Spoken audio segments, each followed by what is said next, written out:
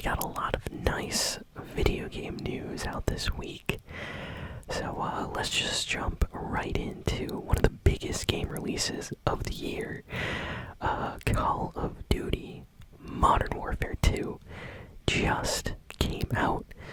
Depending where you live right now, the servers might still not be online for you, but for the majority of the world, servers are up. Multiplayer is alive and full of players, and wow. So Call of Duty Modern Warfare 2 is kind of like a remake slash reimagining of Modern Warfare 2, but completely different as well. So they kind of took that formula and did something new with it. So a lot of returning Modern Warfare fans and Call of Duty, recent fans, really enjoying this game. It has been getting amazing reviews so far from what I've heard. Been watching some streams, some gameplay from YouTubers I follow, and everybody seems to be very, very positive about this new Call of Duty. And additionally, you get the new Call of Duty single-player campaign with this, which has been praised to have some of the best Call of Duty graphics in a very, very long time. Like, people have been doing comparisons to real-life locations like Amsterdam with visuals from the game. And there's been all sorts of memes and news websites and people picking up on this, saying that it's super accurate and realistic. So developers did a great job with that. So far what I've heard from the online has been very, very positive as well. Apparently there's a few little things, that hardcore Call of Duty fans might have a few little problems with. I heard a few nitpicks about, how certain things, like how you unlock them in the multiplayer is a little bit infuriating, but everything else seems to be amazing. I need to get this game, and as a bonus on top of all this, Call of Duty Warzone 2 is gonna happen. That's gonna be, releasing in the future, but that's gonna be coming out too. So Call of Duty Warzone 2, the sequel to Call of Duty Warzone, and apparently it's gonna be running on the engine that Call of Duty Modern Warfare 2 was made on. So chances are it's gonna feel a little bit different. It's gonna run better. It's gonna look probably a lot better. So people are super excited for that. But we also have some controversy, some drama surrounding the disc versions of Call of Duty Modern Warfare 2. So a lot of people have been calling out Activision Blizzard, let's just say Call of Duty community and just the general gaming community is a little bit angry with something that they did with the physical disc version on PlayStation and Xbox for Call of Duty Modern Warfare 2. So basically, Activision decided that the CD, the disc, the Blu-ray disc for, PlayStation 4, PlayStation 5, Xbox One, Xbox Series X of Call of Duty Modern Warfare 2, they decided that it would only have 74 megabytes, not gigabytes, megabytes of files on it. It's literally just a launcher. You put the disc in, it starts, and then tells you, hey, you got 150 gigabyte download, and that's it. Let's say you buy the new Call of Duty, you go visit your grandma that has terrible Wi-Fi, up in the country somewhere.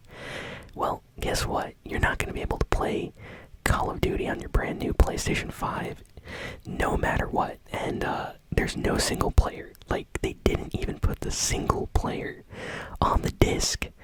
I understand, multiplayer gets updates, it gets patches, I understand that, when a new Call of Duty game comes out, usually the multiplayer is even available separately.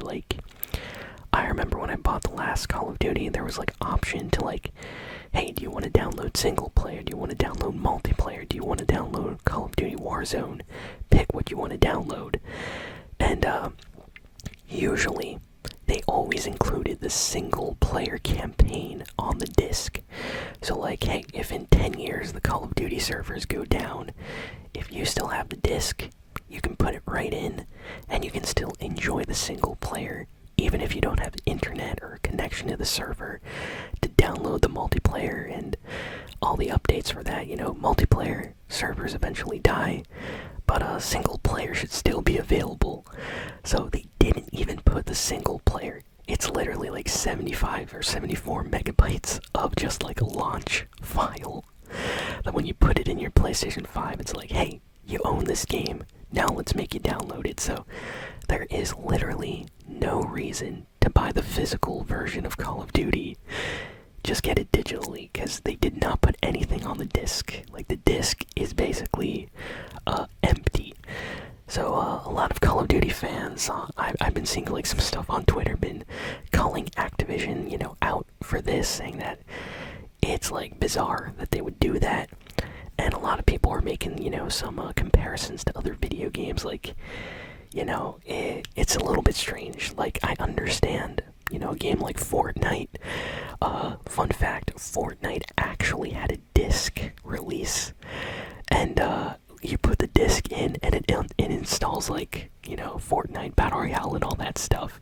There's literally like nothing on the disc. It's worthless, but it's worth a ton of money because it's Fortnite. But there's nothing on the actual disc.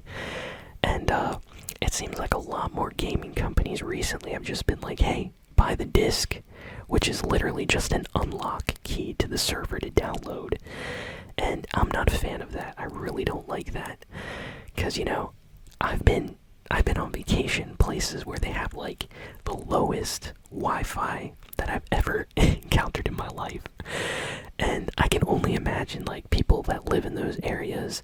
You know, imagine somebody that lives like out in the middle of nowhere with like terrible internet connection. They buy the new Call of Duty. They're like, hey, I'll play the single player and I'll leave the multiplayer to download all night long so it's ready tomorrow.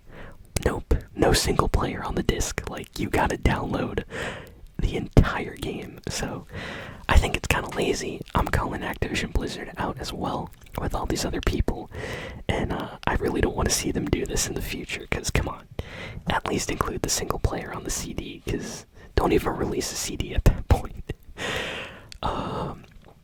Next we got some news regarding the upcoming Sonic TV show on Netflix.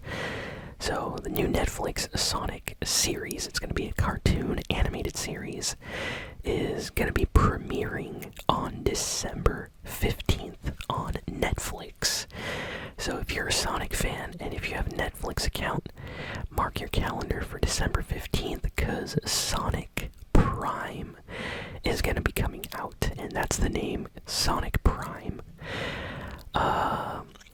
Sonic Frontiers, by the way, is coming out in about a week, and impressions from a lot of YouTubers that got sent the game early and got to actually play the game has been extremely positive. I've been watching some videos from my favorite like Sonic YouTubers, and they've been saying that this new Sonic game might actually be like the best Sonic game since like Sonic Adventure 2 or Sonic Unleashed, stuff like that. So yeah, this really seems like a way better Sonic game than, you know, the Sonic Boom games or Sonic Forces, stuff like that. So I'm excited. I've been hearing great things. Let's see, what else do we have here? Okay, so another big game release this week is Bayonetta 3. If you're a Nintendo fan, if you have a Nintendo Switch, Bayonetta 3 has been getting 10 out of 10 review scores, literally like all day. I've been seeing like 9 out of 10s, 10 out of 10s. People are praising this game, saying it's one of the best action games on the Nintendo Switch, and one of the best Switch games of the year, so it's doing extremely well. People are really enjoying this game. I'm gonna pick it up probably the next day or so. I was gonna pre-order and I didn't, so I just have to go to the store and pick it up. But yeah, I love the Bayonetta games. I really enjoyed the second game back when I played that. I played it like 4 times, no joke. Like I beat the game, replayed it on a harder difficulty, beat the game, replayed it on a harder difficulty, and then I decided to like go for a 4th time. So and then I kind of like stopped, I think, on the 4th like playthrough somewhere. But yo, the game is amazing, and I can't wait to play Bayonetta 3. What do we have? Let's see, what else do we got here? So, good news for Witcher fans. I'm sure some of you know about the famous series The Witcher. So, The Witcher is a video game franchise, but it's also a book series, and it's also a Netflix series now.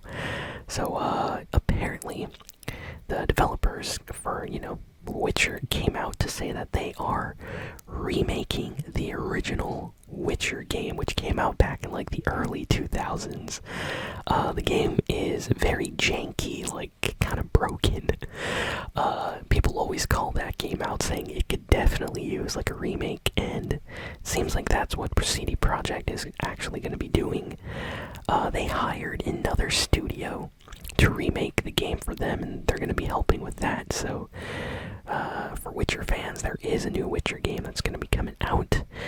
And additionally, a PlayStation 5 and Xbox Series X version of The Witcher will be coming at some point in the near future, so be on the lookout for that as well. Hideo Kojima, the genius behind a lot of games like Metal Gear Solid, stuff like that, he recently came out and said that his new upcoming game is going to transcend video games and become almost a new medium of like entertainment. So he's being very cryptic. Kojima usually has crazy ideas for his games and things, and they usually end up being very unique and special, and he does things that no other video game developer does. He really thinks outside of the box. Like there was this game that he helped make, well, I'm not going to go into it, but basically he always comes up with like weird and interesting and unique ideas. Like even in Metal Gear Solid, when he made that game, there are parts of that game where, you have the bosses in the game reading your PlayStation memory card and saying like, hey, I can detect that you like Castlevania, just because it could read your memory card in the game. So if you were playing that game, it kind of creeped you out that, wait a second, how does the game know what I've been playing on my memory card? And it's just because, it was reading from it, but no one else did that before. Kojima was the first, so little things like that are just super, super cool. Let's see. So Xbox announced that Age of Empires is going to be arriving on Xbox Series X and S. So yeah, Age of Empires, the PC game. Apparently it's going to be like Age of Empires 2, and I think 3, and it's going to have controller support as well as mouse support, because you can plug in a mouse to your Xbox and use it, but you can also use a controller. So yo, that sounds amazing. I definitely want to play some Age of Empires on my Xbox and see how that is. Let's see. Trying to see what else do we got here. All the news this week is just like for the big games that came out, so I feel like I talked for most of it. We have some sad news. The co-founders of the Batman studio that made the Arkham games has announced that they're departing the company. So the founders, for the development studio Rocksteady, these guys made the Batman Arkham games, Arkham Asylum, Arkham City. They've been there since the start. They announced that they're leaving the company, so it's really, really sad news. Usually when the founders leave a company, it's usually for a good reason, and it usually means that they don't like the direction or where the company is headed. So, yeah, that's kind of disappointing, to be honest. Like, the Batman Arkham games are some of the best Batman games ever made, I think. So, It's really sad. I hope the studio is doing okay, and I hope they announce some crazy, amazing, game in the future. There is still that rumored Superman game that they were supposed to do. I don't know if they're still working on that or what, but things might not be looking good for the studio, especially with the founders leaving now. So who knows what's gonna happen there. And yeah, that's pretty much all the important video game news of the week. Thank you all for listening, for watching. Please be sure to like, comment, share, and subscribe. And I'll see you all next time. So long.